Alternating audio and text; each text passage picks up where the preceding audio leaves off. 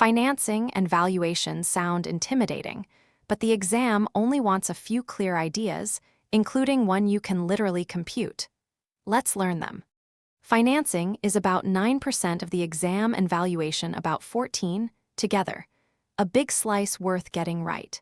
In California, the main loan instrument is the deed of trust. It has three parties: the trustor, who is the borrower, the trustee, a neutral third party who holds bare legal title, and the beneficiary, who is the lender. Think of the trustee like a neutral middleman holding the key to your title. They keep that bare legal title until the loan is paid off, then hand it back to you with a reconveyance. Trustor borrows, trustee holds, beneficiary lends. So, exam version. In a deed of trust, who holds the bare or naked legal title? The trustee, the neutral third party? Yes. The trustor, the borrower?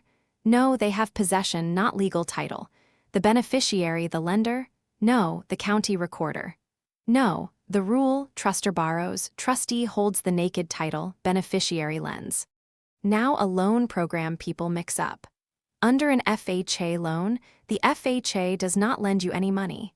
It insures the lender against loss if you default.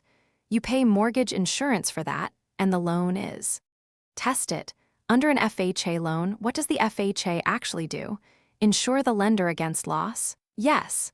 Lend the money directly? No, it never funds a loan. Guarantee the loan like the VA does? No, the VA guarantees, the FHA insures. Set the interest rate?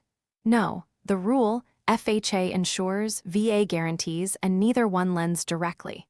On to valuation. There are three approaches to value. Sales comparison is best for homes. The cost approach is best for new or special purpose buildings, like schools and churches.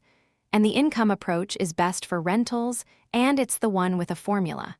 Here's that formula, step by step. Value equals net operating income divided by the cap rate.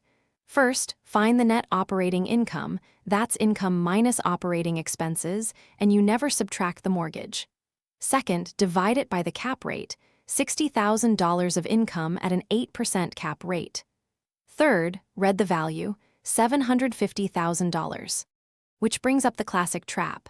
When you compute net operating income, which expense do you not deduct? Debt service, the mortgage principal and interest? Correct, you never subtract it.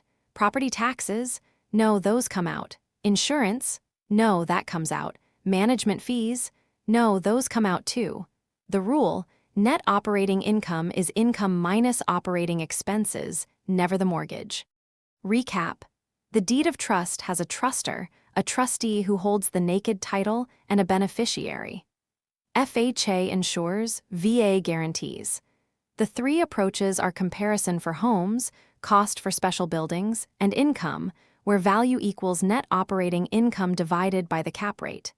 Now test yourself. Free California financing and valuation questions at .com in English, Chinese, and Spanish.